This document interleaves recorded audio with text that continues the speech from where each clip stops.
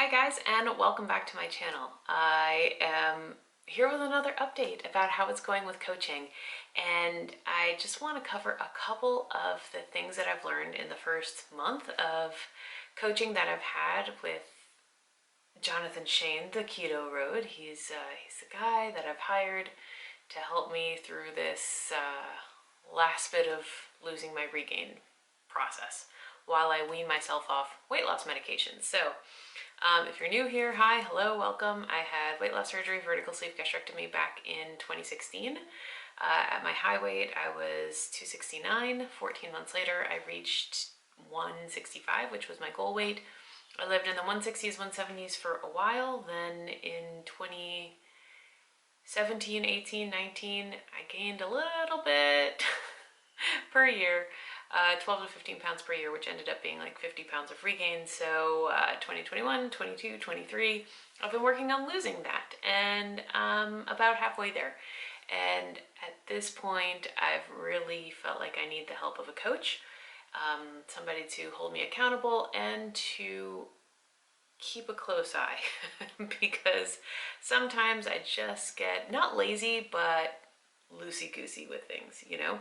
And so having somebody like really on me, helping me manipulate my macros every week and giving me an outside perspective and really taking an interest in my weight loss and what I'm eating and my exercise, how I'm sleeping, all of it has just been really, really great. So I made a list, made some notes of a couple things that I've learned in the first month that, gosh, some of them seem like obvious and duh, but have actually been really helpful. So first of all is to be patient, which I have realized I'm not good at. John had the nerve, he's a friend, it's okay, to tell me I'm the most impatient person he's ever met, or the most impatient client he's ever had. Like, bro. Okay, that's a little humbling to hear. We're a month in and I've only lost like 3 pounds.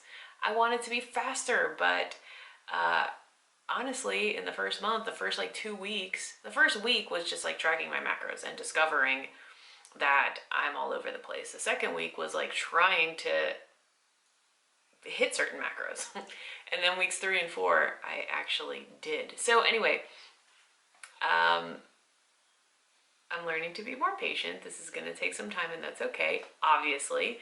I mean, from 2016, really, I was diagnosed as type 2 diabetic in 2015. So I'm like 9 years into this. I know. I just have to be patient. Okay, second thing is, even though he firmly believes in the benefits of the keto diet, he has a really interesting perspective on what that looks like and how to best manipulate it, particularly for women. So I can't regurgitate it all here because I haven't done all the study and research and education that he has done, but I will link his YouTube channel below. He has a lot of really great informative videos on his channel. I would say that his approach is very much not standard keto. He incorporates carbs strategically, especially regarding women's cycles. Hybrid training, which is something that I absolutely do, which means weightlifting and cardio combined all the time.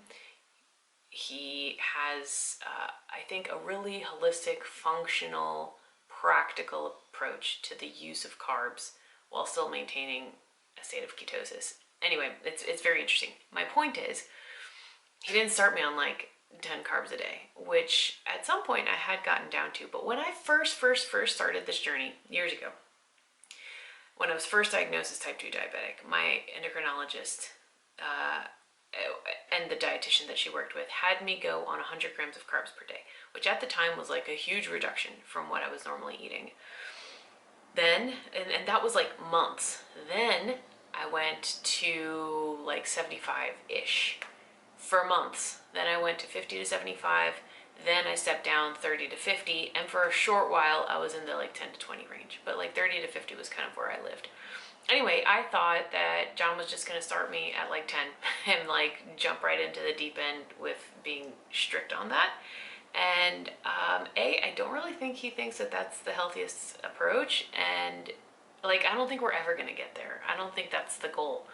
What was surprising to me is that he started me on like 65 grams of carbs a day, which I was like, that's not keto, that's crazy.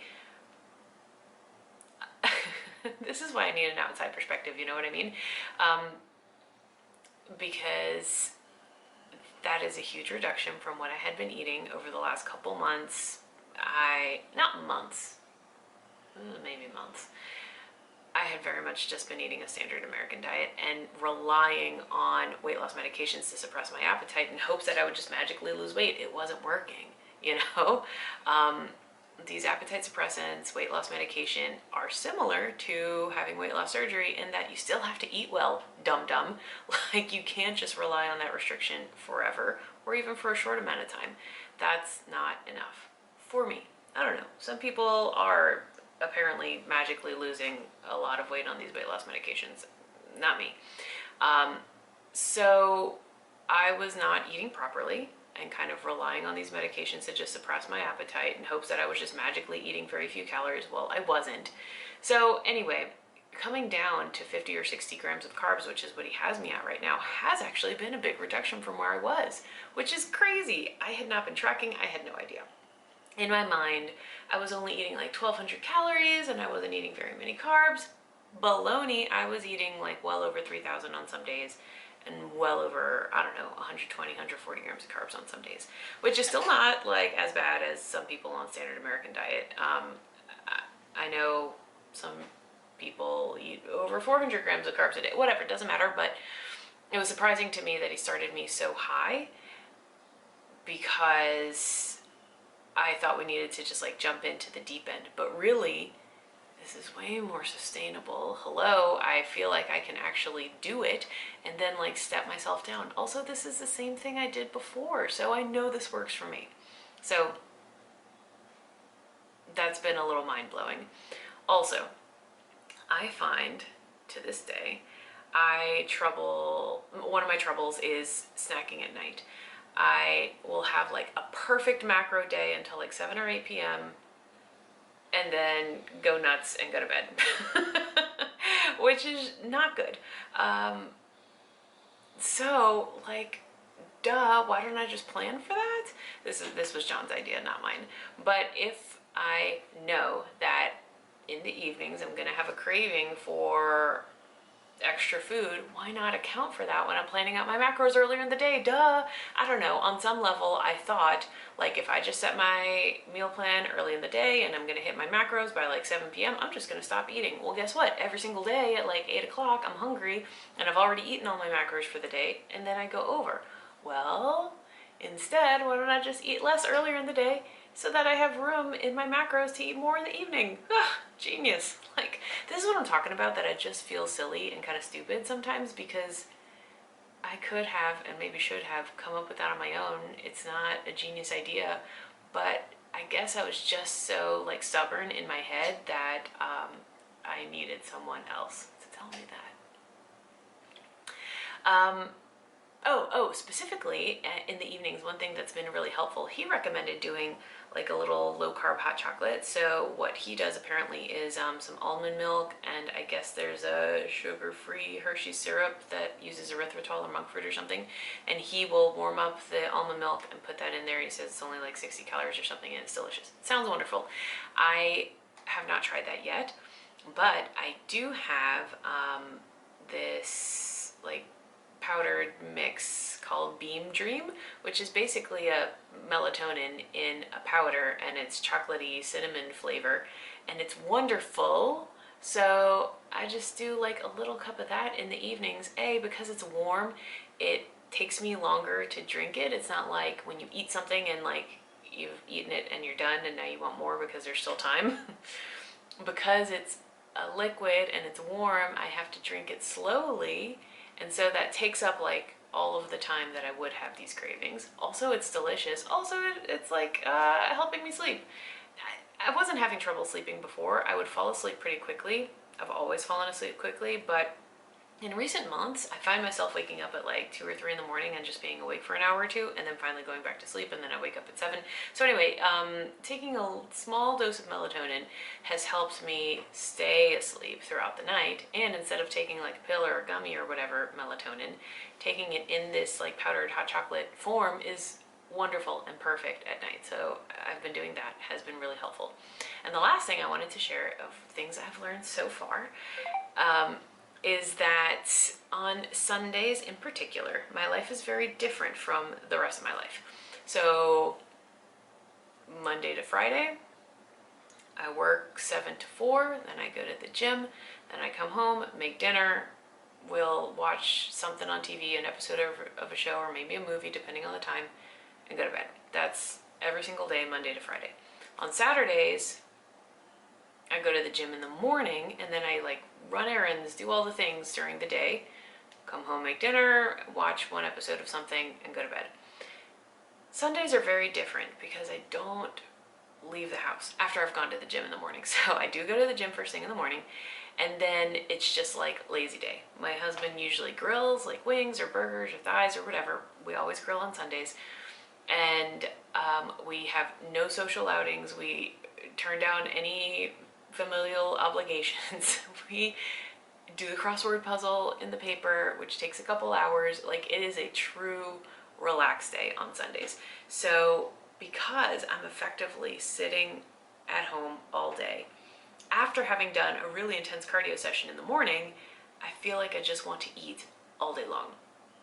And again, what I really enjoy about John's approach is that instead of working against these like natural tendencies, we're working with them.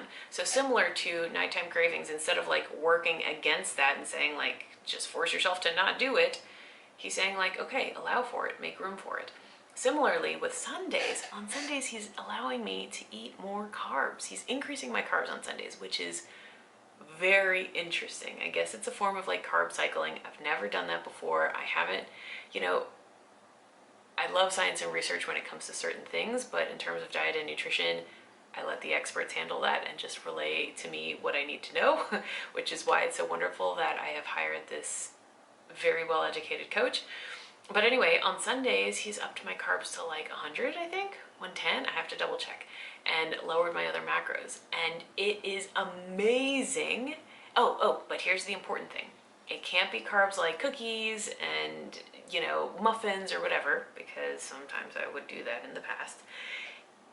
It has to be like a pure form. So basically he has me just eat white rice, which is nuts, like mind-blowing to me. I never ever would have thought this was allowed or healthy or beneficial for weight loss in any sense. Like, I am still very confused, but I'm embracing it and trusting the process.